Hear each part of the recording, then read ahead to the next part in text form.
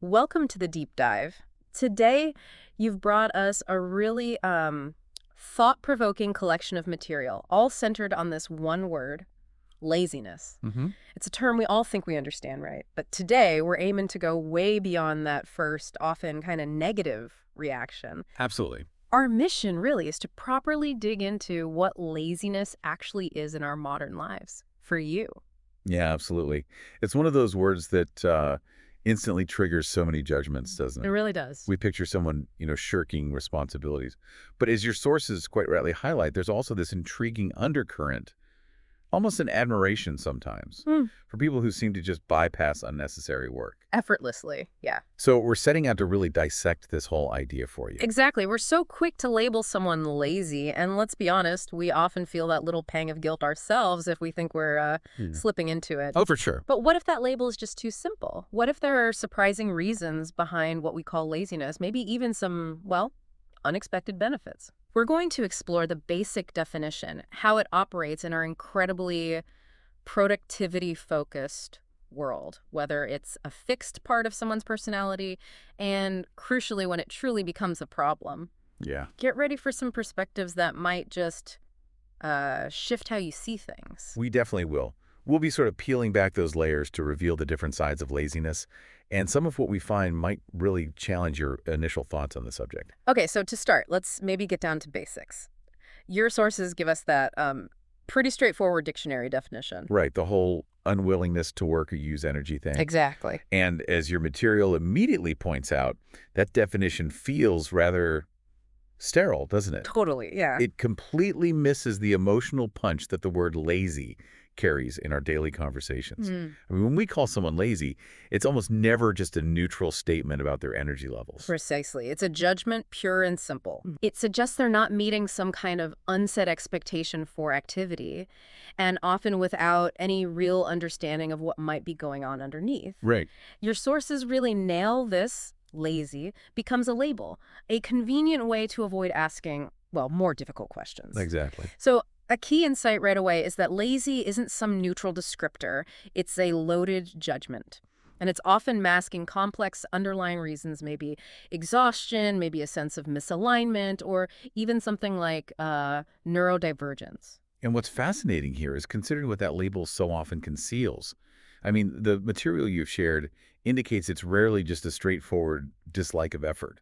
You know, more often it could be a sign of something else entirely, like deep exhaustion, maybe a genuine lack of interest in that specific task, or a feeling that the task just doesn't align with what they value, or even underlying fear, or just that overwhelming sensation of being completely overloaded. Absolutely. And I think that point about neurodivergence is so important for you to consider. What might look like laziness to one person could be a very real struggle with what's called executive function, or simply a different way of processing information and energy. Exactly. It's so vital to remember that what we see on the surface isn't always the full story. Like, difficulties with executive function common in things like ADHD can make starting or finishing tasks incredibly hard, Right. even when the person wants to do them. And that gets misinterpreted as just lack of will or, well, laziness. Which leads us nicely, I think, into thinking about laziness in the context of our modern society. The sources paint a very clear picture of this hustle-obsessed world, where constantly being busy is almost a status symbol, Oh, definitely. and productivity is seen as like the ultimate measure of your worth. In that kind of environment, laziness almost becomes a moral failing. It's kind of a paradox when you think about it, isn't it? It really is. We're constantly bombarded with messages to grind, to push harder, optimize every single second. And yet, at the exact same time, we're also celebrating things like efficiency, minimalism, Right. and all these incredible tools, AI, smart homes, same-day delivery, that are fundamentally designed to help us do less work, or at least less of the really tedious stuff. So a key insight here could be our hustle culture paradoxically devalues the very rest and efficiency our technological advancements promise. That's the central tension your sources highlight so well for you. Are we genuinely becoming like a lazy society, or are we simply evolving in how we approach work and life? Perhaps we're just valuing our time and energy differently. Yeah. Seeking to apply them to things we personally find more meaningful. It really makes you wonder, doesn't it? Is someone who uses AI to help draft an email being lazy? Or are they actually being smart and focusing their energy on the, higher level thing? Exactly. The lines really start to blur. Yeah. And that blurring really emphasizes for you the situational and fluid nature of what we label as laziness. Okay. Your sources stress that it's not this fixed personality flaw that someone either has or doesn't have. Right. We see individuals who are incredibly driven and focused in one area of their life, Uh-huh. but seem completely unmotivated in another. Exactly. Like, think about someone who might be a total dynamo at their job, putting in incredible hours on a project they're passionate about. But when it comes to household chores, let's just say the laundry might pile up. Right. Or someone who can spend hours completely absorbed in a hobby they love, Yeah, but really dreads the idea of going to the gym. totally. What's fascinating for you to note is that these examples show us that motivation and energy are really dependent on the context, aren't they? Mm-hmm. It's not about a fundamental lack of willingness to engage with the world. It's about where that willingness is directed. And as your sources point out, what might look like laziness in some situations could actually be a sign of burnout in another area of their life. Oh, They might be conserving their energy because they've already used it all up elsewhere. So, if laziness isn't always a negative thing, Right. when does it actually become problematic for you, for others around you? Your sources clearly outline those kinds of scenarios. Yes. The crucial point to consider is when that perceived unwillingness to engage starts to have negative consequences. Okay. The material highlights a few key areas for you. Yeah.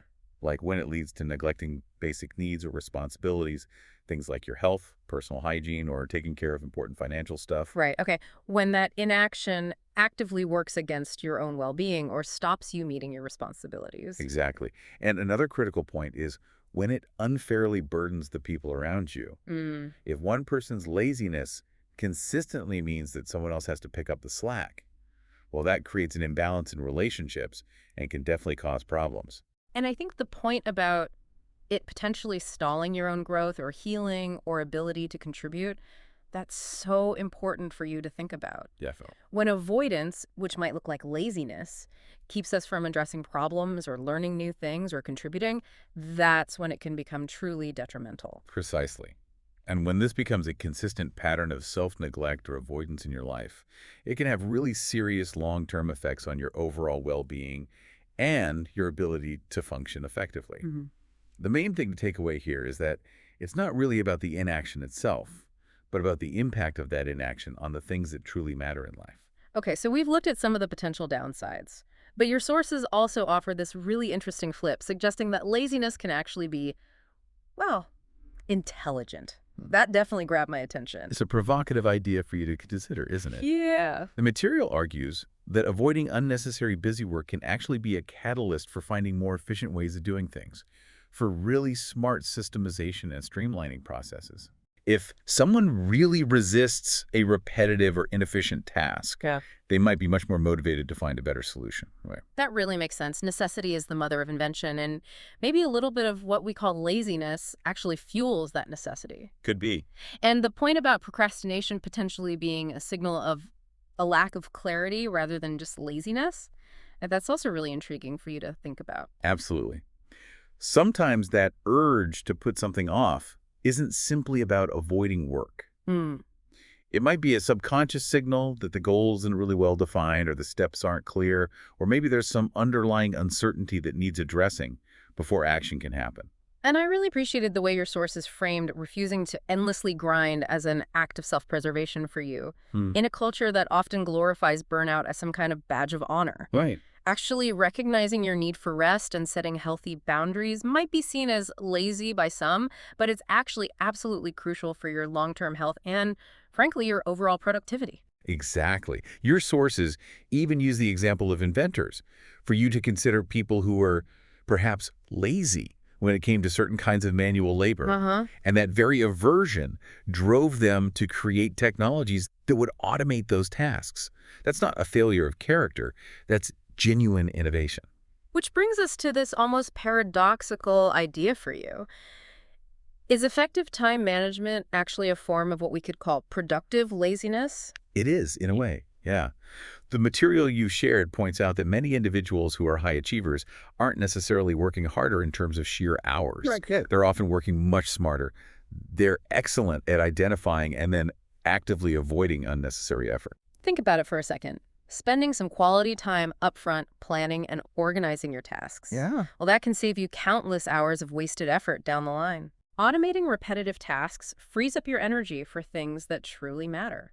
And even delegating tasks when it's done effectively isn't about shirking responsibility. It's about leveraging resources and maximizing output while minimizing burnout for yourself and your team. This productive laziness is Yeah. really about being strategic with your energy and your time. It's about achieving more significant results by doing less of the stuff that's ultimately unnecessary. Now, one of the really contemporary examples your sources bring up for you is the ongoing debate around AI art creation and how it touches on this whole idea of laziness in the realm of creativity. This is a fascinating illustration for you of just how subjective the concept of laziness can be. Some people might argue very strongly that using AI to generate art is simply a lazy shortcut, that it devalues traditional skills and the effort involved. Sure, I can see that argument. But as your sources point out, AI tools don't necessarily replace creativity. In many ways, they actually augment it. Well, you still need the initial conceptual thinking, right? The underlying aesthetic vision and the crucial ability to curate and refine the output the AI gives you. Okay. It's maybe a different set of skills, but it definitely still requires intention and a sense of authorship. Yeah, that makes sense. Exactly. The material you looked at draws a really interesting parallel for you to the introduction of photography, or digital tools like Photoshop for artists, or Pro Tools for musicians. Ah, right. Historical context. Each of those technologies was likely seen by some at the time as a kind of lazy way of making art, but they ultimately expanded the possibilities of creative expression in ways no one could have fully predicted. Using AI is really just the latest evolution in that ongoing story. So how do we begin to distinguish for ourselves between this potentially beneficial, maybe even intelligent laziness and the kind that can become genuinely harmful in our lives? Your sources offer a really helpful breakdown of healthy versus unhealthy laziness. Yeah, and the key differentiator, as the material emphasizes for you, often comes down to your underlying intent. Intent. Okay. Healthy laziness is really about intentional rest and recovery. It's about actively choosing efficiency so you can focus your energy where it truly matters. About setting healthy boundaries to prevent burnout, and about being able to say no to things that don't really serve your goals or well-being. It's about making conscious choices for yourself to conserve your energy for the things that are truly important to you. Exactly.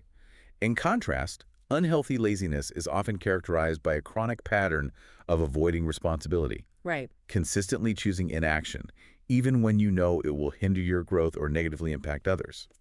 Withdrawing from opportunities and relationships, and saying no, even to the kinds of necessary discomfort or challenges that can lead to positive change. Yeah. It's often driven more by a desire to escape rather than a conscious intention. That distinction of intent that feels really crucial for you to grasp. Rest isn't the enemy, escape can be. Setting a healthy boundary to protect your time is very different from just avoiding anything that feels slightly difficult. Precisely.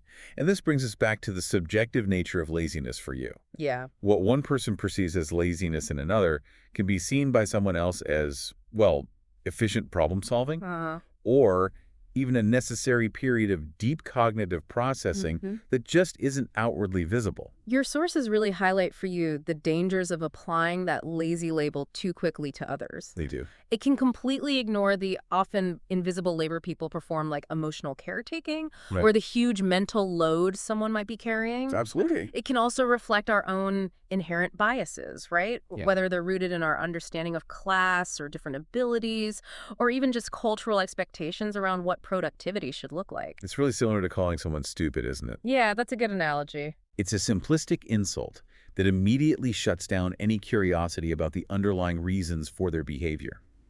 It stops us from truly understanding their full story or their unique way of operating in the world. And the idea that calling someone else lazy can actually reveal more about the person making the accusation, that's really fascinating for you to consider. It truly is.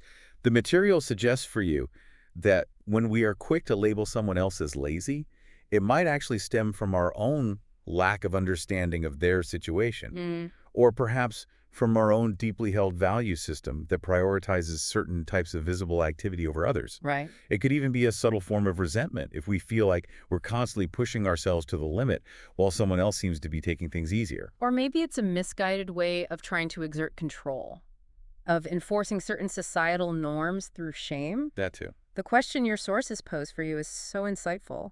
Why does someone else's perceived laziness bother us so much? Are we truly reacting to their behavior, or is it actually triggering something within ourselves that we need to examine?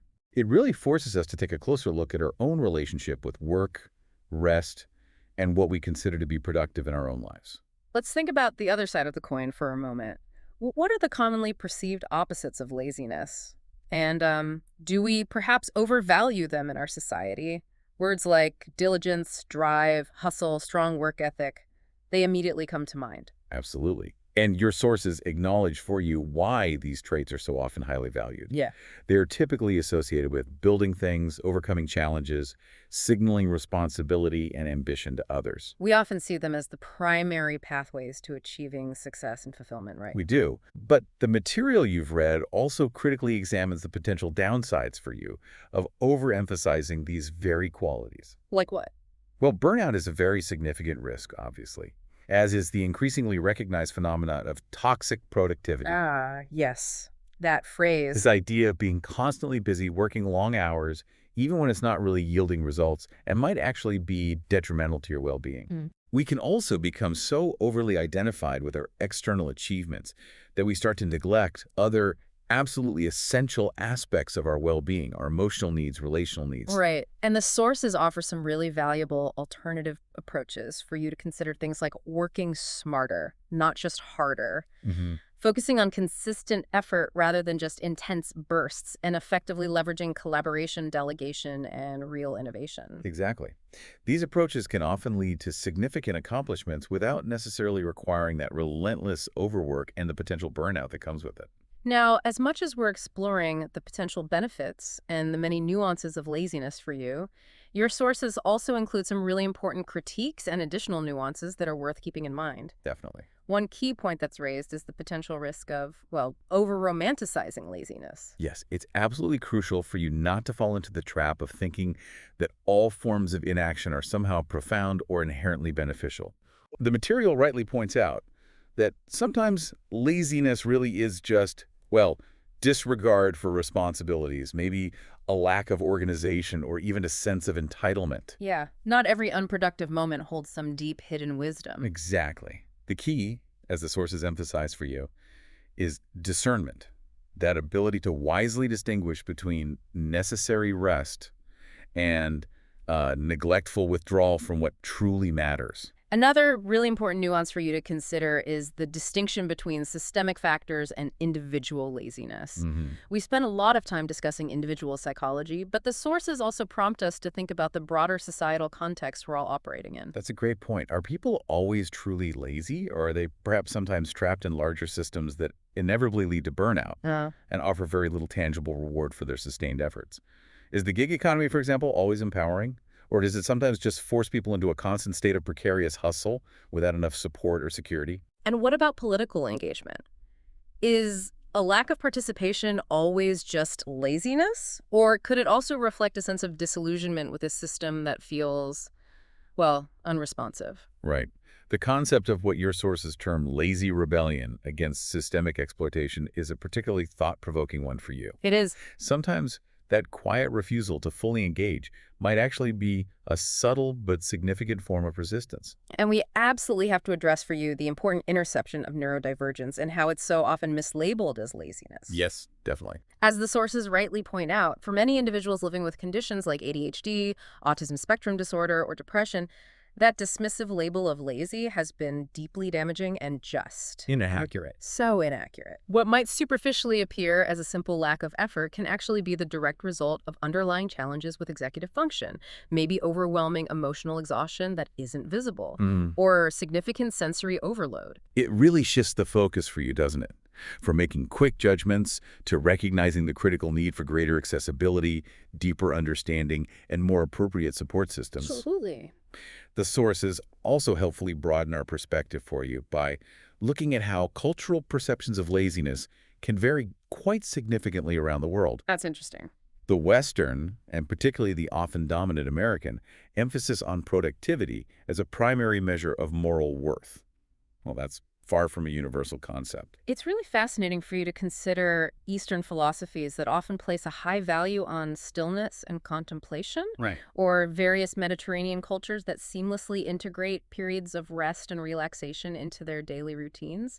It really highlights just how much our individual perception of laziness is shaped by our specific cultural context. And then there's the really deep, almost existential question for you. Why do we even care so much about whether someone else, or even ourselves, is perceived as lazy or not? What truly lies beneath our often intense fear of laziness, both in others and within ourselves. The sources touch on some really profound ideas here for you, perhaps underlying anxieties about mortality, a deep-seated need to feel like our lives have meaning, that we matter. Concerns about social status, maybe? Hmm. Appearing outwardly useful to others? And maybe even a fundamental fear of wasting our own potential. Perhaps at its very core, our discomfort with the idea of laziness stems from the way we often tie our fundamental sense of self-worth to our external doing, rather than our intrinsic being.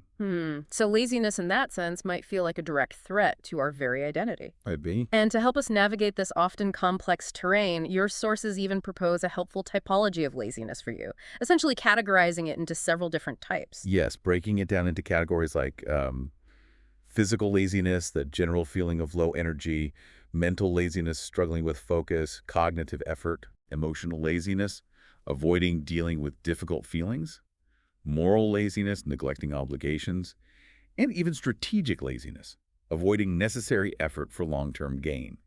That can provide you with a more nuanced framework. Right, for understanding the different ways this can manifest and the potential root causes behind each. Exactly. Finally, the sources make a really important distinction for you between simply being lazy and being genuinely at peace. This is a subtle but absolutely crucial point for you to grasp. Laziness often carries with it an implication of avoidance, right? A reluctance to truly engage. Being at peace, on the other hand, often suggests a state of contentment, acceptance, and alignment with one's current circumstances. So not everyone needs to be constantly striving and pushing to lead a meaningful life. Exactly. Sometimes choosing stillness isn't stagnation, it's simply a different way of being.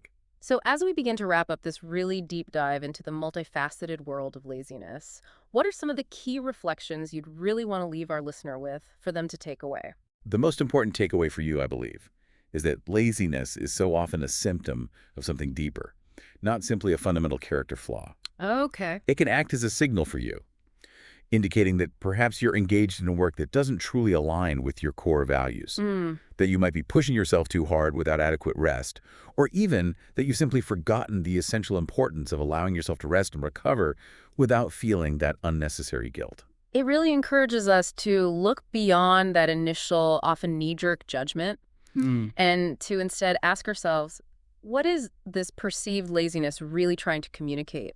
To me or about someone else, Right. what is potentially being avoided and what are the underlying reasons for that avoidance? Exactly. And perhaps the most thought-provoking statement to leave you with today is this. Laziness isn't necessarily the ultimate enemy. Sometimes engaging in blind, unthinking effort without considering its true value, well, that might actually be the real danger. That's a really powerful thought for you to ponder. Thank you so much for taking this deep dive with us. Really understanding our own complex relationship with both effort and rest, and actively challenging our ingrained assumptions about what it truly means to be lazy can ultimately lead to much greater self-awareness and a far more compassionate understanding of the incredibly diverse spectrum of human behavior. We really encourage you to continue exploring what your own moments of perceived laziness might be trying to tell you.